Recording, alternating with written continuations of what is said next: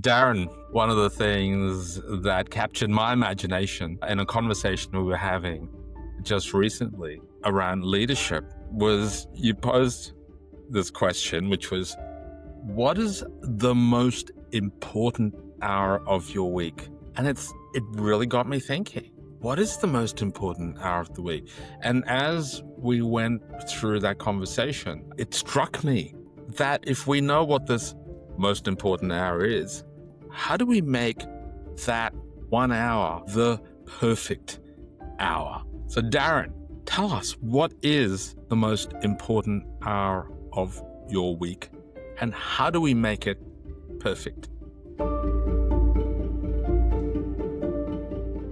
Standing question. Who doesn't want a perfect hour, right? Who isn't looking for that optimal hour?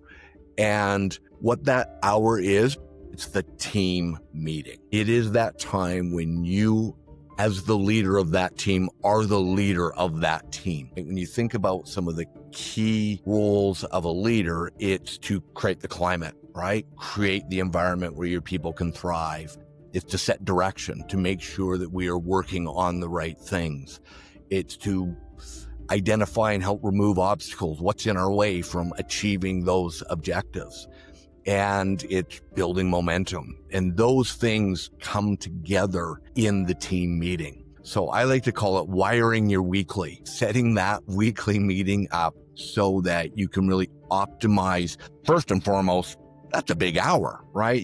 If you've got half a dozen or more people in that room, the cost of that meeting escalates very, very quickly, both just in sheer what does it cost hourly to have those people in the room, but in terms of taking away from their week. We've all had those regular meetings that either we dread or, especially in a virtual world now, people just literally are phoning it in. So really what we want to look at is how do we use those meetings to set the tone, create the momentum to achieve our objectives. Does that make sense? Yeah, absolute perfect sense. I kind of thought about it as a spotlight being on you as a leader.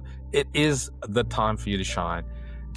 And I think it's really neglected. I think that, a lot of organizations have a bad culture of meetings. There are too many meetings. Too many meetings are allowed to be ineffective. And really, as a leader, take that back. That is your time. There's any number of reasons why they can be ineffective, but really what we want to look at is how do we take that back and really put your leadership stamp on your team. And by spotlight, we don't mean that you're talking all the time. In fact, right? That might be why your meetings suck, is you are talking too much. What the spotlight means is that is your environment. You set the climate. What does it feel like to walk into one of your meetings? And that's where we'll start. How do you do it?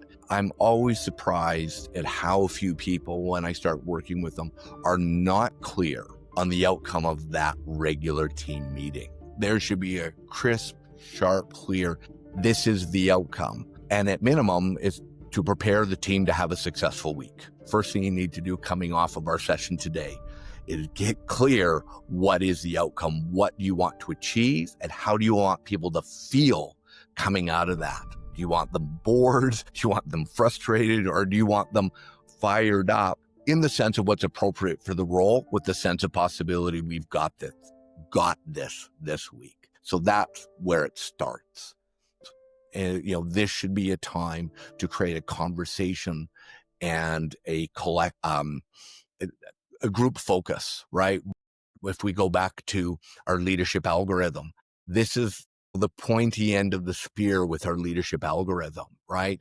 This is where we bring in to our team those things and call out what we want them to focus on. But it's really going, if I've got my team for an hour, how do I make the best use of that hour or whatever the time may be? Yeah.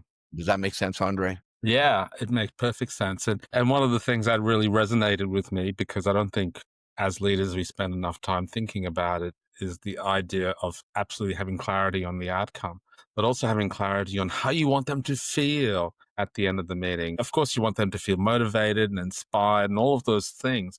But sometimes you want to make them feel challenged, right? You want them to feel, concerned that some things not working. So I love that idea of being really clear on the feeling, on the emotion that you want them to have. I just don't think we've pay enough attention to that. No, we leave it to chance. And so what do we want people again to feel? And sometimes that starts with what do we want to make sure they don't feel? We don't want them to feel like it was a waste of time. We don't want them to feel like, oh, how are we ever going to achieve that goal? All right. We want them to be walking out with, even if it needs to be a difficult conversation, we still want them to walk out like any, it's the locker room, right? It is the locker room. And the rest of the week is game day. We want them to leave with a sense of possibility that we can achieve what we're setting out to achieve this week. Fantastic. And just to plug another one of our earlier videos, if you haven't seen it yet, it's the ABC method. So, part of getting the clarity is to start every meeting with our ABC, which is what's your aim of the meeting?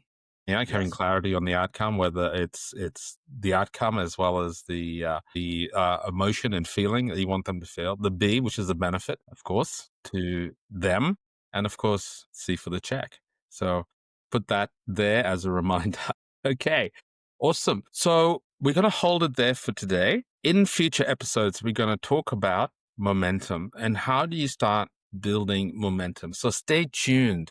It's going to be fascinating. We're going to share some really interesting ideas with you going forward. Outstanding. Make the most of your next meeting. Thank you.